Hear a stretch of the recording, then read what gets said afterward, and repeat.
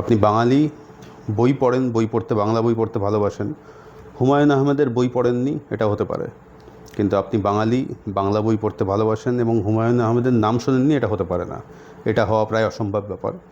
হুমায়ুন আহমেদের একটা বই পড়ছিলাম, অনিল বাগচির একদিন, খুব বিখ্যাত বই, ৭১-এর মুক্তিযুদ্ধ বাংলাদেশে যেটা হয়েছিল সেইটাকে উপজীব্য করে হুমায়ুন আহমেদ এই বইটি লিখেছেন।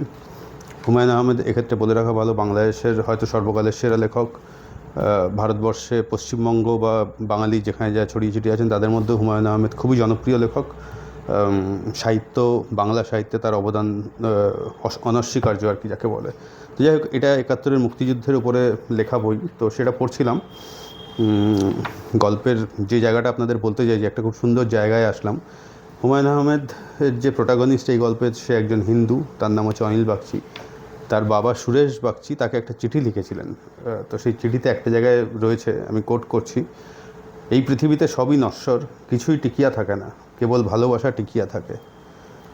অসাধারণ কথা, ছোট্ট কথা, কিন্তু তার মধ্যে পুরো মানব সভ্যতা কীভাবে এগিয়ে চলেছে এতদিন এবং কীভাবে এগিয়ে চলতে পারে তার একটা সন্ধান দিয়েছেন। ভালোবাসা, এই ভালোবাসা কিন্তু শুধু নরনারীর ভালোবাসা একেবারেই নয়, মানে সেটা ইনক্লুডেড, কিন্তু এই ভালোবাসা মানুষের প্রতি মানুষের ভালোবাসা, এক ধর্মের প্রতি অন্য ধর্মের ভালোবাসা, এক লিঙ্গের অন্য লিঙ্গের প্রতি ভালোবাসা, বিভিন্ন রকম সম্পর্ককে ভালোবাসা, সেটা বাবা ছেলে, মা ছেলে, মেয়ে, বাবা মেয়ে, যাই হোক না কেন, যাই সম্পর্ক আছে সেই সব সম্পর্ককে ভালোবাসা, অনাত্মীয়দের মধ্যে ভালোবাসা, এই ভালোবাসাটাই একমাত্র টিকে থাকে আর কি, এবং তাকে নিয়েই আমাদের কিন্তু সামনে এগিয়ে চলতে হবে। তো জায়গাটা আমার পড়তে পড়তে বেশ ভালো লাগলো, তাই শেয়ার করলাম। আমাদের চ্যানেলের সামনেই আমি বড় ভিডিও করে দেব, মুক্তিযুদ্ধের উপরে একটা সিরিজ আসবে, বাংলাদেশের মুক্তিযুদ্ধ এবং ভারতবর্ষের দেশভাগ, এই দুটো সেগমেন্ট।